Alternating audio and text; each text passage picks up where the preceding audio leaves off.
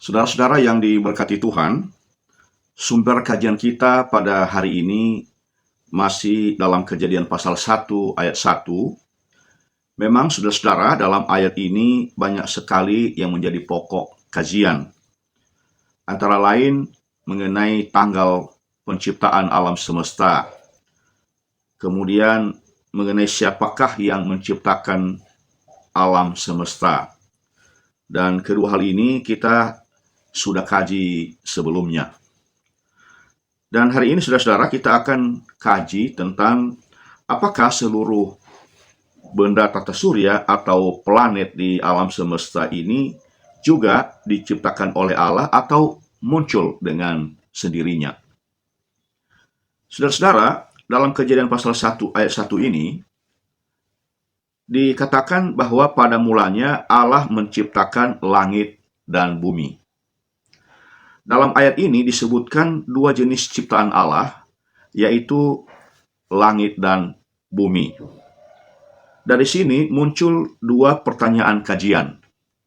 Yang pertama, apakah planet-planet lainnya seperti Pluto, Mars, Saturnus, ada Merkurius, Jupiter, Venus, Uranus, dan lain sebagainya itu tidak termasuk ciptaan Allah atau diciptakan kemudian. Pertanyaan kajian yang kedua ialah apakah ayat Kejadian pasal 1 ayat 1 ini tidak bertentangan dengan seluruh isi kitab Kejadian pasal 1 ayat 1 sampai dengan 31 yang menyebutkan beberapa nama ciptaan Allah saja di ruang angkasa dan di planet bumi seperti matahari, bulan, bintang, ada burung-burung di udara, lalu di bumi disebutkan ada tumbuh-tumbuhan, ada binatang dan manusia. Dan di laut ada ikan-ikan. Padahal di Kejadian 1 ayat 1 ini hanya menyebutkan langit atau cakrawala dan bumi, tetapi di isinya berbeda.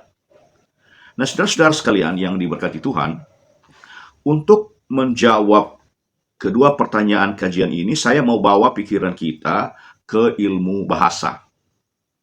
Saudara-saudara, dalam ilmu bahasa ada yang disebut dengan pars pro toto, sebuah istilah bahasa Latin yang artinya menyebut sebagian untuk mewakili keseluruhan. Jadi Kejadian pasal 1 ayat 1 ini adalah pars pro toto,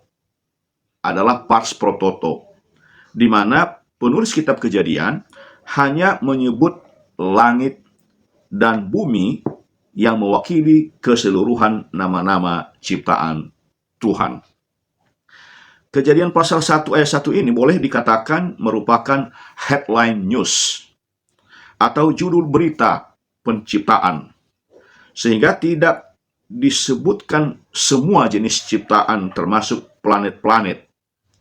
Sehingga tidak boleh diartikan bahwa planet-planet lainnya bukan ciptaan Allah, tetapi muncul belakangan atau tidak termasuk ciptaan Allah pada mulanya. Dan jenis-jenis ciptaan yang diuraikan di ayat 1 sampai dengan 31 sama sekali juga tidak bertentangan dengan ayat 1. Ya, kalau kita lihat dari sudut pandang pars pro toto. Dengan demikian saudara-saudara sekalian dapat disimpulkan bahwa seluruh planet, seluruh benda dan makhluk yang ada di alam semesta ini diciptakan oleh Allah. Hal ini ditegaskan oleh Rasul Yohanes dalam Injil Yohanes pasal 1 ayat 1 yang mengatakan segala sesuatu dijadikan oleh Dia dan tanpa Dia tidak ada sesuatu pun yang telah jadi dari segala yang telah dijadikan. Istilah segala sesuatu dalam bahasa Yunaninya panta, yang merujuk kepada seluruhnya tanpa kecuali. Jadi artinya saudara-saudara, seluruh alam semesta beserta segala isinya, seluruh planet diciptakan oleh Allah. Meskipun dalam Kejadian 1 ayat 1 hanya langit dan bumi yang disebutkan.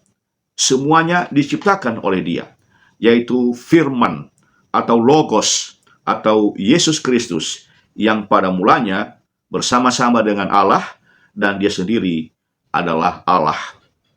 Karena itu bagi saudara-saudara yang masih selalu bertahan pada kajian ilmiah yang bersifat subjektif, sehingga sampai saat ini saudara masih meragukan keberadaan Allah dan karya-karyanya, saya mengajak saudara-saudara untuk bertobat. Berilah otakmu yang kecil itu untuk menghasilkan kajian-kajian baru untuk menyaksikan nama Allah dan kebesarannya di dalam Yesus Kristus. Allah membutuhkan saudara-saudara, dan Allah mengasihi saudara-saudara. Amin.